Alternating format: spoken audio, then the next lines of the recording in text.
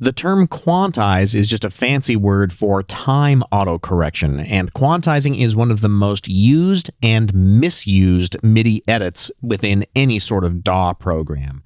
But if it's used properly, it can really tighten up your MIDI tracks without sterilizing them. Let's take a look at this cymbals event, and then come down to the editor so that we can see where the notes are played, and I'm going to have to scroll down here to find all the notes. And if I zoom in on the notes, you'll notice that when I played them, I didn't actually land on the beat. I was actually ahead of the beat almost all the time. So when I listen to this, the timing is not perfect. And if I were to quantize it using the standard hard quantize, then it would fix the timing mistakes to perfection. And that perfection is a problem because it strips out some of the human element from the track and it starts to make your music sound computerized. So I'm going to show you the difference between hard quantizing and soft quantizing. If I wanted to quantize these cymbals, it's a matter of selecting the event that I want to quantize, then verifying my quantize settings. And here's the Apply Quantize button. We won't be using that very much because the keyboard shortcut is Q. And here is the Quantize preset window. When you drop this down, you get all sorts of different quantize presets, and you have to think about the shortest note that you played on a MIDI track or on a MIDI event.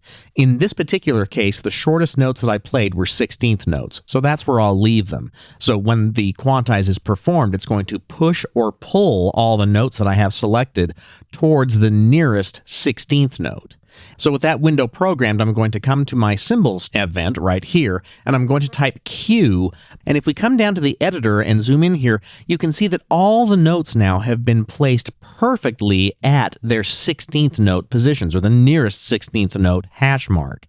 And I could do that to both the cymbals and the drum track underneath, the snare and the kick drum, but I would have to select those events separately. There's a couple of ways to do that. You could click and drag a box around all of the events, or you could right or control click on the track itself and choose Select All Events. That'll select everything, even if your comp lanes are closed. So I'll do that again, select all events, and then I'm going to type the Q key for quantize. That will perfectly quantize all of the events on that track.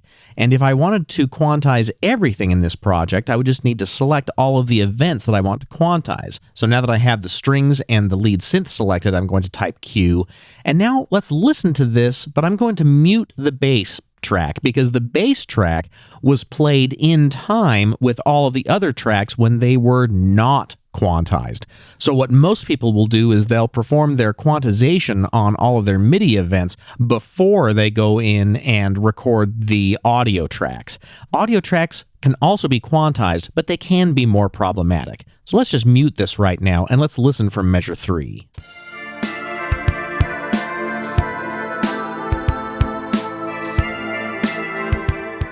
And, it sounds fine, but it has really stripped out all of the human element, or at least a big portion of that, which is the timing information. It's made it perfect, and no human can play perfectly, and if they could, they would sound boring and computerized.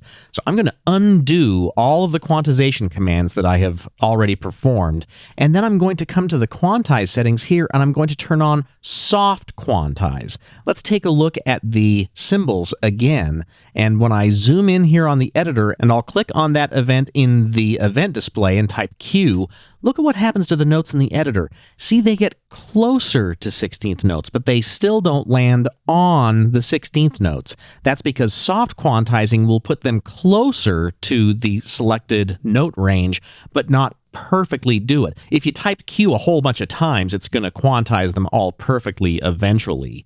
But that gives the tracks a much more musical feel. I'm going to undo that quantize, and I'm just going to select all of the events here in the project window, and then type Q with soft quantize on. And now let's listen to the result, and you'll see that some of that human element has remained.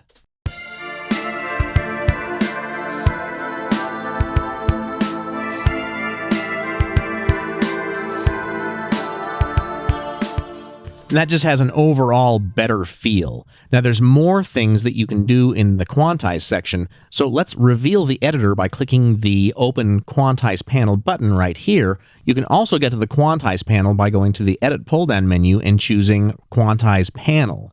But here's the panel, and here's all of our same presets. You can even program this window and save your own presets.